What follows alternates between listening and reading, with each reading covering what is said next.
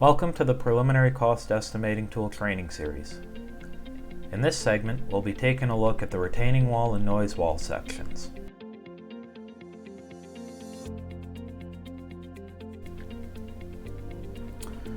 Okay, so let's take a look at retaining walls and noise walls. If you want to know how we got to this point, you can check out our previous training videos, starting from general overview up through lighting. So let's change our toggle here to yes to add some retaining walls.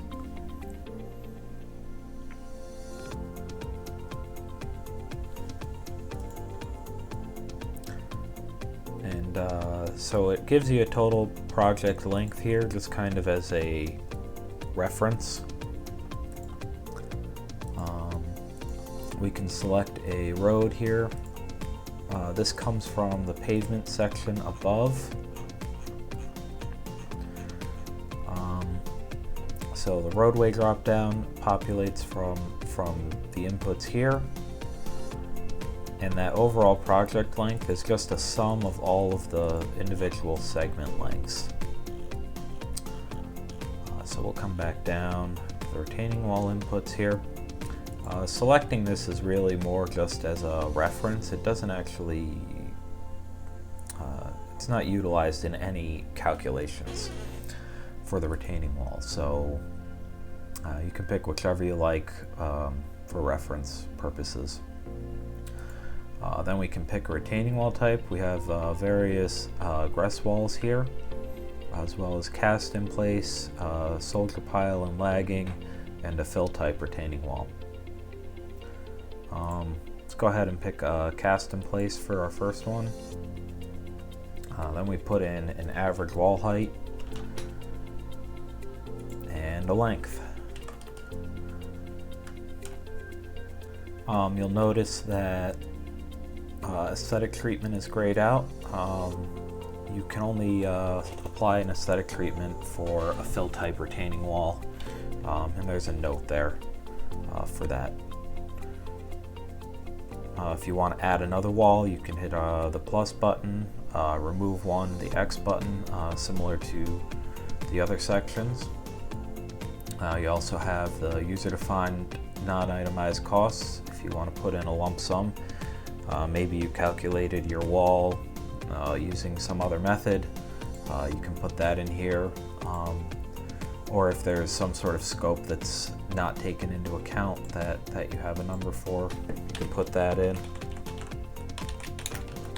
So additional scope, 100,000, shows up right below here in the lump sum subtotal.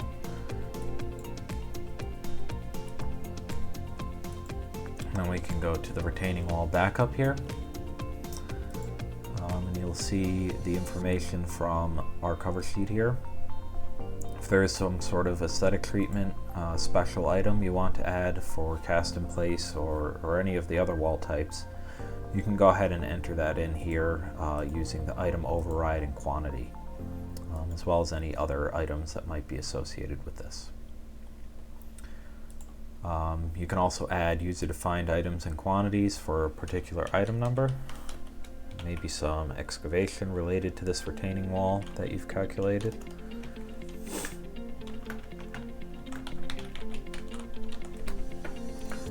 And then down below, we have the retaining wall item list here.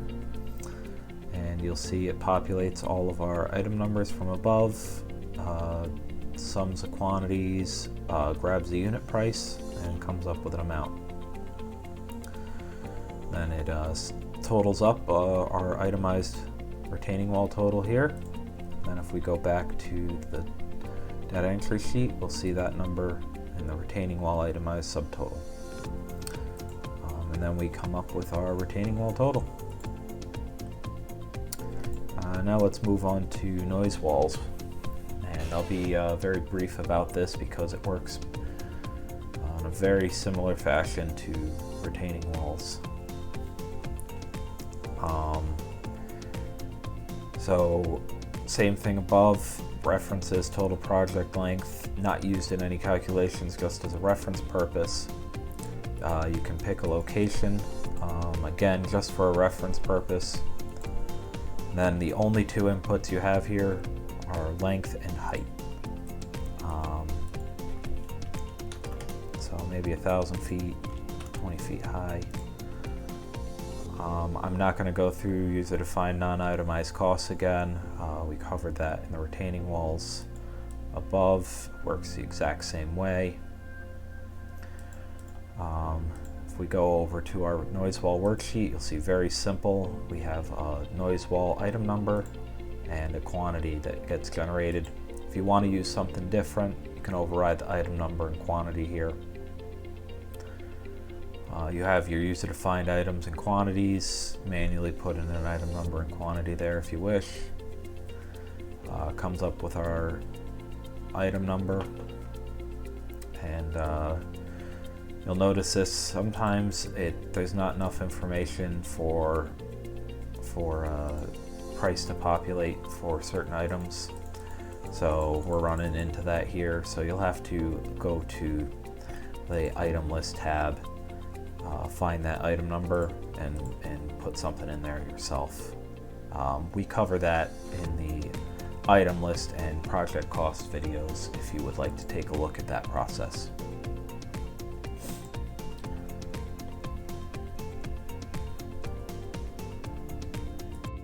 And that concludes the retaining wall and noise wall segments of the preliminary cost estimating tool training series. For additional preliminary cost estimating tool training, be sure to check out our other videos. Thanks for watching.